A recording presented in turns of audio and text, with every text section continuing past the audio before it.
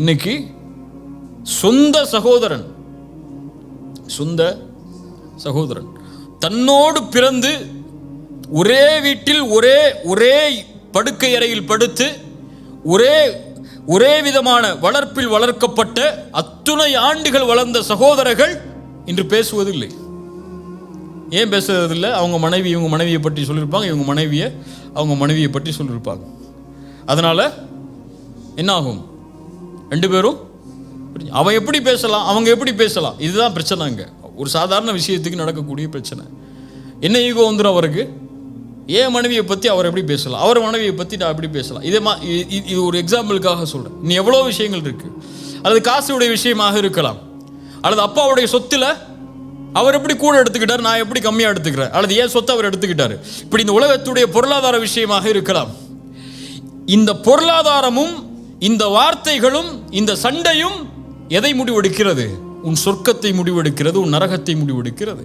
உன் மனைவிக்காக உன் குடும்பத்தை பகைத்தால், உன் காசுக்காக உன் சகோதரன் நீ பகைத்தால், உன் காசும் உன் மனைவியும் உனக்கு நரகம். இப்படியா இல்லையா? சொர்க்கமாக நீ மாற வேண்டும் என்றால் இந்த உலகத்தில் உனக்கு என்ன தீமை உனக்கு நடந்தால், உனக்கு கொடுக்கப்பட்டால், உன்னை பற்றி பேசப்பட்டிருந்தால், உன் மானம் அங்கே பாதிக்கப்பட்டிருந்தால், உன்னுடைய சொத்து சூறையாடப்பட்டிருந்தால், இது அனைத்தும் தரைமட்டமாக்கப்பட வேண்டும் மன்னிப்பு என்ற வார்த்தையால். அந்த வார்த்தையை நீ கொடுத்தால்தான், அந்த தன்மையில் நீ வாழ்ந்தால்தான் அல்லாஹ் இந்த தன்மையை எடுத்துக்கொள்வான். ரசூலுல்லாஹி ஸல்லல்லாஹு அலைஹி வஸல்லம் அவர்களுடைய காலத்தில் நடந்த நிகழ்வை பாருங்கள். அபூதர் அல்-கிஃபாரி ரலியல்லாஹு அன்ஹு. அபூதர் அல்-கிஃபாரி அரபி, அதுவும் குறைஷி குலத்தை நெருக்கமான அரபி.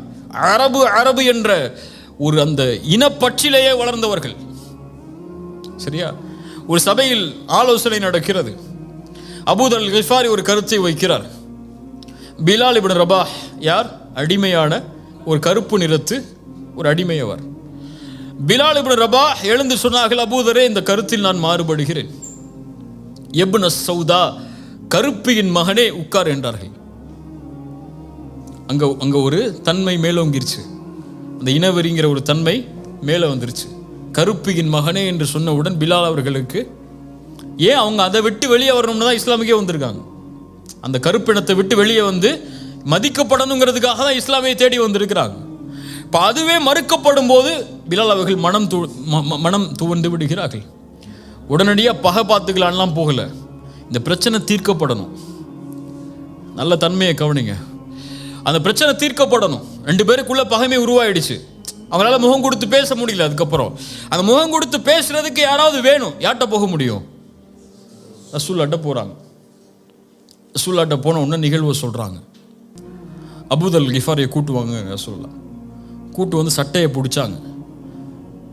அபூதர், பிலால் அவர்களுடைய தாயை பற்றி நீ பேசினாயா?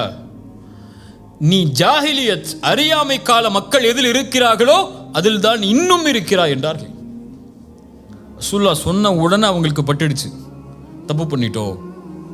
சரியா? தப்பு பண்ணிட்டோம், பெரிய தப்பு பண்ணிட்டோம். நம்மளை மேன்மையாக நினச்சிட்டோம், ஒருத்தரை கீழே நினச்சிட்டோம்.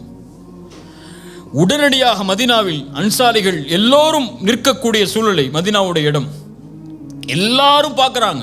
எல்லாரும் பார்க்கட்டும் என்று பிலால் அவர்களுக்கு முன்னால் படுத்து சொன்னார்கள், பிலாலே, என் மீது ஏறு. நீ என் மீது ஏறி இந்த மக்களுக்கு நிரூபித்து விடு, நீதான் என்னை விட மேன்மையானவன் என்று. அது நடக்கும் வரை இந்த இடத்திலிருந்து நான் எழுந்திருக்க மாட்டேன் என்று படுத்துக் கொள்கிறார்கள். உடனடியாக பிலால் அவர்கள் எடுத்து அவர்களை கைப்பிடித்து தூக்கி கட்டி அடைத்தார்கள். அவங்களுக்கும் பழி தீர்க்கணுங்கிற நோக்கம் இல்லை. அவங்க தவற உணர்ந்துட்டாங்க. ரெண்டு பேரும் சகோதரர்களாக மறுபடியும் வாழணுங்கிறதுக்காகத்தான் ரசூலுல்லாஹ்ட்டே அவங்க போனாங்க. இல்லை மறைச்சி அந்த பகையை வேற வகையில் வெளிப்படுத்தி இருக்கலாம்.